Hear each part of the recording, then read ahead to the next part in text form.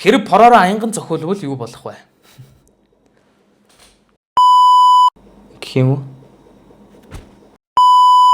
Хэрвээ та аянган зохиолвол юу болох вэ? Аянга бол дэлхий дээр хамгийн хүчтэй байгалийн цахилгаан үзэгдлүүдийн нэг.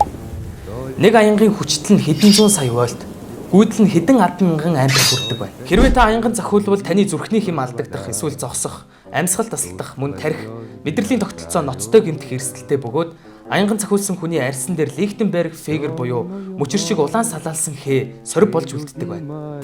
Сайн мэдээ гэх юм бол аянган зохиолсон хүмүүс шатаж, дэлбэрч, үнс болж тэр дороо алга болохгүйгээр цоо өрөөл үлдэж болно.